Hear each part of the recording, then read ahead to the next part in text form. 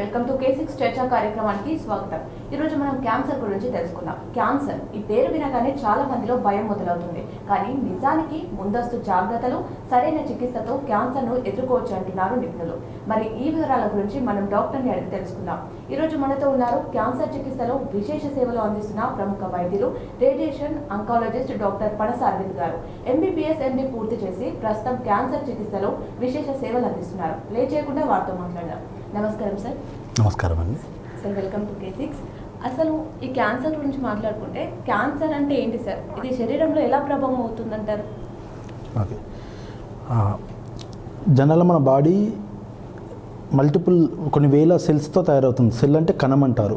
Okay, ఈ కణం అనేది నియంత్రణ కోల్పోయి ఇష్టం వచ్చినట్టు డివైడ్ అవ్వడం వల్ల, పెరగడం వల్ల క్యాన్సర్ గడ్డలా మారుతుంది. జనరల్గా మన బాడీలో కొన్ని కణాలు పెరుగుతూ ఉంటాయి, తగ్గుతూ ఉంటాయి. అది వాటిని కంట్రోల్లో పెట్టడానికి ఒక వ్యవస్థ అనేది మన బాడీలో పనిచేస్తూ ఉంటుంది. ఆ వ్యవస్థ పట్టు కోల్పోయినప్పుడు అది క్యాన్సర్లా మారుతుంది. ఆ కణాలు పెరిగి మళ్ళీ ఇంకా వేరే బాడీలో, శరీరంలో ఇంకా వేరే స్థలంకి వెళ్ళినప్పుడు క్యాన్సర్ ఇంకా స్ప్రెడ్ అవ్వడం అనేది మొదలవుతుంది. ఈ క్యాన్సర్ రావడానికి గల ప్రధాన కారణాలు ఏమై ఉంటాయి సార్? ఎక్కువగా క్యాన్సర్ రావడానికి చాలా థియరీస్ ఉన్నాయండి. మోస్ట్లీ చాలా ఇంపార్టెంట్ థియరీ ఏంటంటే రిపీటెడ్ డ్యామేజ్. అంటే ఇప్పుడు కణాలు ఏవైనా సరే రిపీటెడ్గా సేమ్ ప్లేస్లో డ్యామేజ్ అవుతున్నాయి అనుకోండి, మన బాడీ హీల్ చేస్తూ ఉంటుంది, తగ్గిస్తూ ఉంటుంది. అలా హీల్ చేస్తూ కంటిన్యూగా ఒక 100 టైమ్స్ హీల్ చేయగలిగింది, బట్ ఒక 1000 టైమ్స్ హీల్ చేయగలిగింది.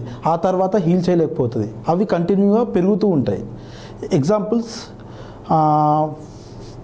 ఫిజికల్ డ్యామేజ్ అనుకోండి. ఫిజికల్ అంటే ఒక షార్ప్ టూత్ ఉంది అనుకోండి మన నోటిలో, అది నాలుక కంటిన్యూగా గుచ్చుకుంటుంది, హీల్ అవుతూ ఉంటుంది. కానీ కొన్ని రోజుల తర్వాత అది ఆ ప్లేస్లో క్యాన్సర్ కణం అనేది ఉత్పత్తి అయ్యే ఛాన్స్ ఉంటుంది. అలాగే కెమికల్గా టొబాకో, గుట్కా, కైని తింటున్న వాళ్ళు కంటిన్యూగా నోటి ఓరల్ మ్యూకోసా పైన ఉన్న పొరని డ్యామేజ్ చేస్తూ ఉంటారు. అది డ్యామేజ్ అవుతున్న కొద్దీ మన బాడీ హీల్ చేయడానికి ట్రై చేస్తూ ఉంటుంది. కానీ ఎప్పుడో ఒక సమయంలో అది క్యాన్సర్లాగా మారుతుంది. అందుకే టొబాకో, గుట్కా ఇవన్నిటి వల్ల ఇవి తగ్గించుకుంటే మంచిది. ఇది కాకుండా బయలాజికల్ ఇన్ఫెక్షన్స్ అంటారు. ఇప్పుడు రిపీటెడ్గా ఇన్ఫెక్షన్స్ అయినప్పుడు కూడా అది ఫ్యూచర్లో ఛాన్స్ ఆఫ్ క్యాన్సర్లా మారచ్చు. అందులో ఎస్పెషల్గా 2 ఎగ్జాంపుల్స్ ఉన్నాయి. ఒకటి ఏంటంటే HPV ఇన్ఫెక్షన్ అని అంటారు, హ్యూమన్ పాపిలోమా వైరస్ ఇన్ఫెక్షన్. ఇవి గర్భసంచి ముఖద్వార క్యాన్సర్స్ రావడానికి కారణమవుతుంది. అది కాకుండా హెపటైటిస్ వైరస్ ఇన్ఫెక్షన్, దీనివల్ల లివర్ క్యాన్సర్స్ లాంటివి వస్తుంటాయి అన్నమాట. ఇంకా చాలా కారణాలు ఉంటాయి. ఇలా రిపీటెడ్గా మన బాడీలో డ్యామేజ్ అవుతున్న కొద్దీ మన బాడీ హీల్ చేయడానికి ట్రై చేస్తుంటుంది. బట్ ఏదో ఒక సమయంలో మన బాడీ యొక్క నియంత్రణ అనేది కోల్పోతుంది. ఆ కణాలు అనేవి పెరుగుతూ ఉంటాయి. ఆ పెరిగిని గడ్డలాగా మారడం, అది క్యాన్సర్లాగా మారుతూ ఉంటుంది. దానిలో ఓకే సార్, ఈ మధ్య కాలంలో క్యాన్సర్తో బాధపడుతున్న వారి సంఖ్య పెరుగుతుంది. అంటే క్యాన్సర్ వస్తుందంటే ఎలాంటి మార్పులు మనం చూడొచ్చు శరీరంలో? ఏ లక్షణాలు ఉన్నప్పుడు డాక్టర్ని సంప్రదించాలంటారు? అన్ని క్యాన్సర్లకని కాదు, కానీ చాలా క్యాన్సర్స్కి కొన్ని ముఖ్యమైన వార్నింగ్ సైన్స్ లాంటివి ఉంటాయి. క్యాన్సర్ అనేది మనకు కొన్ని వార్నింగ్ సైన్స్ లాంటివి ఇస్తూ ఉంటుంది. అందులో కొన్ని ముఖ్యమైనవి ఏంటి అంటే, గడ్డ బాడీలో ఎక్కడైనా సరే చాలా వరకు పెయిన్లెస్ లంప్స్ ఉంటాయి. అంటే చాలా వరకు నొప్పి ఉండదు. మొదటి దశలో ఉన్నప్పుడు నొప్పి లాంటివి ఉండవు. ఎస్పెషల్గా రొమ్ము భాగంలో, లేదా చంక భాగంలో, లేదా నెక్, మెడ భాగంలో, బాడీలో ఇంకా ఎక్కడైనా సరే. ఇది కాకుండా ఎప్పటికీ మనం పుండు, నోటిలో నాన్ హీలింగ్ అల్సర్ అంటారు. ఇది కాకుండా మన మింగడంలో ఇబ్బంది, చాలా రోజులు దగ్గు, దమ్ము లాంటివి ఉండడము, మన వాయిస్లో మార్పులు రావడము.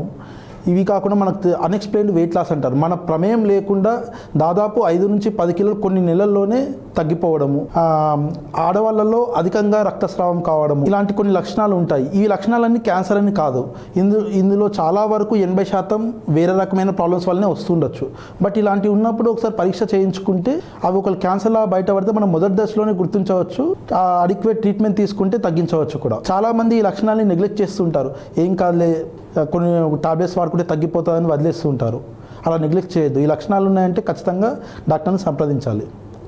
ఓకే డాక్టర్ గారు, అలాగే క్యాన్సర్ స్క్రీనింగ్ అంటూ వింటుంటాం. అంటే ఏంటి, ఎందుకు అది ముఖ్యమైనదా? స్క్రీనింగ్ అంటే మనలో సిమ్టమ్స్, లక్షణాలు ఇటువంటి లేనప్పుడు పరీక్షల ద్వారా ప్రాబ్లమ్ని గుర్తించడం. ఇందులో ఎస్పెషల్గా క్యాన్సర్ స్క్రీనింగ్లో main important breast and cervical cancers and oral క్యాన్సర్స్ని గుర్తించడం. బ్రెస్ట్ క్యాన్సర్స్కి మ్యామోగ్రామ్ అని టెస్ట్ ఉంటుంది. ప్రతి ఆడవాళ్ళు 40 సంవత్సరాలు దాటిన తర్వాత ప్రతి 2 సంవత్సరాలకు ఒకసారి మ్యామోగ్రామ్ టెస్ట్ అనేది చేయించుకోవాలి. అలాగే ప్రతి ఆడవాళ్ళు 25 సంవత్సరాల నుంచి బ్రెస్ట్ సెల్ఫ్ ఎగ్జామినేషన్ అని ఉంటుంది. నెలసరి అయిపోయిన తర్వాత 5 లేదా 6 రోజుల తర్వాత అద్దం ముందు నిలబడి బ్రెస్ట్ రొమ్ము భాగాన్ని తడిమి చూసుకోవాలి క్లాక్ వైజ్గా. ఏదైనా గడ్డలాగా కంతిలాగా తగిలితే పరీక్షలు చేయించుకోవాలి. అది కాకుండా సర్వైకల్ క్యాన్సర్ అంటే గర్భసంచి ముఖద్వార క్యాన్సర్ కోసం స్క్రీనింగ్ అనేది ఉంటుంది. ఇందులో మెయిన్గా 25 సంవత్సరాలు దాటిన ప్రతి ఆడవాళ్ళు ప్రతి 3 సంవత్సరాలకు ఒకసారి ప్యాప్ స్మియర్ టెస్ట్ అని ఉంటుంది. ఈ టెస్ట్ చేయించుకుంటే అందులో అబ్నార్మల్ సెల్స్ లాంటివి ఏమైనా బయటపడితే ఫర్దర్ టెస్టులు చేయించుకుంటే ఫ్యూచర్లో క్యాన్సర్లా మారకుండా కూడా అరికట్టవచ్చు, వాళ్ళు క్యాన్సర్ ఉన్న గుర్తించవచ్చు. ఇవి కాకుండా ఓరల్ క్యాన్సర్, నోటి క్యాన్సర్స్ ఈ మధ్యలో చాలా ఎక్కువ అవుతున్నాయి. నోటి క్యాన్సర్లు, ఈ నోటి క్యాన్సర్స్కి సంబంధించి కూడా రెగ్యులర్గా డెంటల్ చెకప్స్, ఓరల్ స్క్రీనింగ్ లాంటివి చేయించుకుంటే ముందుగానే క్యాన్సర్ లాగానే మారకుండా ఉండే పుండ్లు, ఇరిథ్రోప్లేకియా, లుకేప్లేకియా లాంటి పుండ్లను గుర్తించవచ్చు. వాటిని ముందుగానే ట్రీట్మెంట్ తీసుకుంటే అవి క్యాన్సర్ లాగా మారకుండా అరికట్టవచ్చు. ఓకే డాక్టర్ గారు, ప్రస్తుతం క్యాన్సర్కి చికిత్సలు ఉన్నాయా? ఇప్పుడు ఉన్నటువంటి ప్రధాన చికిత్సలు ఏమేమి ఉన్నాయా సార్? ఓకే, జనరల్గా ఒక క్యాన్సర్ అని నిర్ధారణ అయ్యిందనుకోండి, క్యాన్సర్ అని నిర్ధారణ ఎలా చేస్తాం? బయాప్సీ అంటే ఎక్కడైనా ఉన్న పుండుని ముక్క పరీక్ష ద్వారా బయాప్సీ చేస్తే అది క్యాన్సర్ కణాలు ఉన్నాయని కన్ఫర్మ్ అయింది అనుకోండి, ఆ క్యాన్సర్ ఎటువంటి రకమైన క్యాన్సర్ అని చెప్పి బయాప్సీ ద్వారా కన్ఫర్మ్ అవుతుంది. ప్లస్ ఆ క్యాన్సర్ ఏ దశలో ఉందని చెప్పి స్కానింగ్స్ చేయించుకుంటాం. సో దశను ప్లస్ ఆ క్యాన్సర్ కణాలను బట్టి చికిత్స ఉంటుంది. క్యాన్సర్లో కొన్ని ముఖ్యమైన ట్రీట్మెంట్స్ ఏంటంటే surgery, chemotherapy, radiotherapy, immunotherapy, targeted therapy అని వచ్చాయి ఇప్పుడు కొత్తగా. ఓకే, సర్జరీ అంటే గడ్డని తొలగించడం, సర్జరీ ఆపరేషన్ ద్వారా, అందరికి తెలిసిందే ఇది. కీమోథెరపీ అంటే మందులు, ఇంజెక్షన్స్ లేదా గ్లూకోజులు లేదా నోటి ద్వారా అయినా సరే మందులని బాడీకి ఇవ్వడం, దాని ద్వారా క్యాన్సర్ కణాలు అనేవి చంపగలుగుతాం. ఇది కాకుండా రేడియోథెరపీ అంటే హై ఎనర్జీ ఎక్స్రేస్ని వాడి క్యాన్సర్ కణాలను చంపడం. ఇమ్యూనోథెరపీ, టార్గెటెడ్ థెరపీ అంటే మన క్యాన్సర్లో ఉన్న స్పెసిఫిక్ కణాలను టార్గెట్ చేస్తూ వాటికి సంబంధించిన మెడిసిన్స్ లేదా టాబ్లెట్స్ లేదా ఇంజెక్షన్స్ తీసుకోవడం వల్ల క్యాన్సర్ కణాలని చంపవచ్చు. ఓకే డాక్టర్ గారు, క్యాన్సర్ గురించి ప్రజలలో చాలా అపోహలు ఉన్నాయి. మీరు ఉన్నటువంటి అపోహలు ఏంటి? వాటిలో ఎంతవరకు నిజం ఉందంటారు? ఓకే, చాలా వరకు క్యాన్సర్ సంబంధించి ప్రజలు అనేది ఎలా ఫీల్ అవుతుంటారంటే క్యాన్సర్ రాగానే చనిపోతామని ఫిక్స్ అయిపోతారు. బట్ ఇప్పుడు ఉన్న అడ్వాన్స్డ్ టెక్నాలజీ ద్వారా చాలా క్యాన్సర్స్ 1-2 దశల్లో గుర్తించగలిగితే చాలా వరకు అరికట్టవచ్చు, కంప్లీట్గా క్యూర్ చేయవచ్చు. 3వ దశ క్యాన్సర్లు కూడా సరిగ్గా ట్రీట్మెంట్ తీసుకుంటే కంప్లీట్గా క్యూర్ చేయవచ్చు. 4వ దశలో కూడా ఇప్పుడు వచ్చిన అడ్వాన్స్డ్ ట్రీట్మెంట్స్లో కొంతమంది క్యూర్ కూడా అవుతున్నారు. లేదంటే వాళ్ళ లైఫ్ స్పాన్ అంటే చాలా రోజులు క్వాలిటీ ఆఫ్ అంటే ఎక్కువ ఇబ్బందులు లేకుండా చాలా లైఫ్ స్పాన్ అనేది ఇంక్రీజ్ చేయగలుగుతున్నాం. సో క్యాన్సర్ రాగానే భయపడవద్దు, ట్రీట్మెంట్ సరైన పద్ధతిలో తీసుకుంటే క్యూర్ చేయవచ్చు లేదా అరికట్టవచ్చు. ఇది కాకుండా ఇంకా చాలామంది అనుకునేది అంటే క్యాన్సర్ అనేది ఒక మనిషి నుంచి మనిషికి పాకుతుంది, క్యాన్సర్ వచ్చిన పర్సన్ని దూరం పెడుతూ ఉంటారు. కానీ ఇది 100% అబద్ధం అండి. ఎందుకంటే క్యాన్సర్ అనేది అసలు అంటువ్యాధి కాదు. క్యాన్సర్ వచ్చిన వ్యక్తి పక్కన పడుకున్నా, వాళ్ళకి తినిపించినా, వాళ్ళకి ముద్దు పెట్టుకున్నా సరే ఇది అనేది అంటుకోవడం అనేది రాదు. భార్యాభర్తలైనా ఒక దగ్గర ఉండొచ్చు, పిల్లలు అందరూ ఒక దగ్గర ఉండొచ్చు, క్యాన్సర్ వచ్చిన వ్యక్తిని దూరం పెట్టకూడదు. ఓకే, క్యాన్సర్ అనేది అంటువ్యాధి కానే కాదు.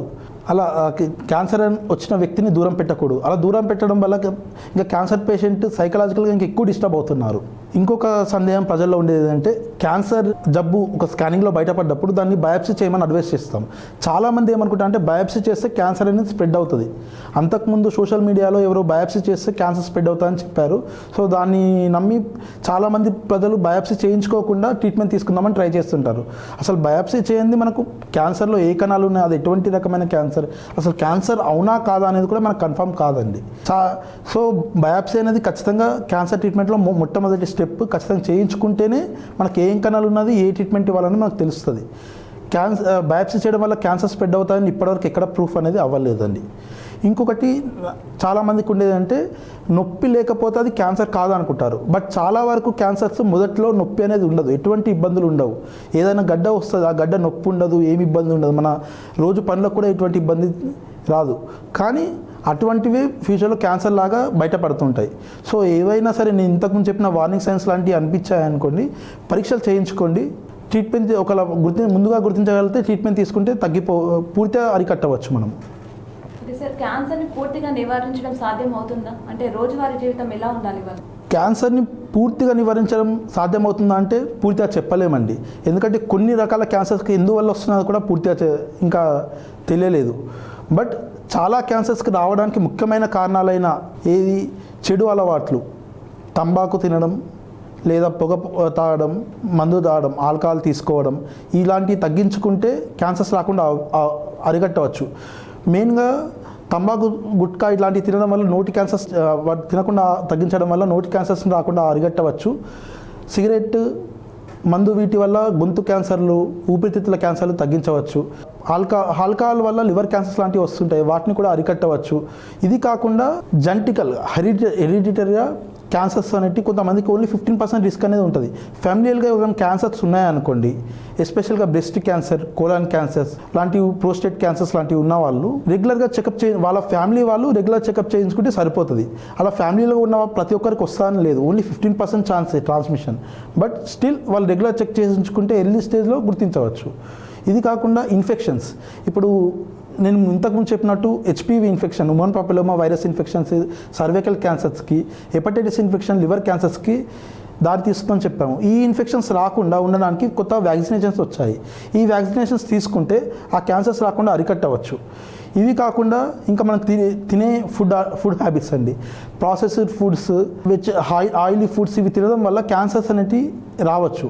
సో మనం ఇప్పటి నుంచే మనం హెల్తీ డైట్, రెగ్యులర్ ఎక్సర్సైజ్ అలవాటు చేయించుకుంటే ఆ క్యాన్సర్ రాకుండా అరికట్టవచ్చు. ప్లస్ ఎస్పెషల్లీ ఒబేసిటీ కూడా చాలా క్యాన్సర్స్కి దారి తీస్తున్నది. ఒబేసిటీ, రెగ్యులర్ ఎక్సర్సైజ్, మన జీవన ప్రమాణాలను మార్చుకుంటే క్యాన్సర్ రాకుండా అరికట్టవచ్చు. ఇవన్నీ రెగ్యులర్గా ఫాలో అవుతే చాలా వరకు క్యాన్సర్ రాకుండా మనం 80% అరికట్టే ఛాన్స్ వరకు ఉంటుంది. ఓకే సార్, ఈ క్యాన్సర్ గురించి మీరు K6 ప్రేక్షకులకి, ప్రజలకు ఇవ్వాలనుకున్న ముఖ్య సందేశం ఏంటి? క్యాన్సర్ అనేది డెత్ కాదండి. చాలామంది క్యాన్సర్ రాగానే చనిపోతామనేది ఫిక్స్ అయిపోతూ ఉంటారు.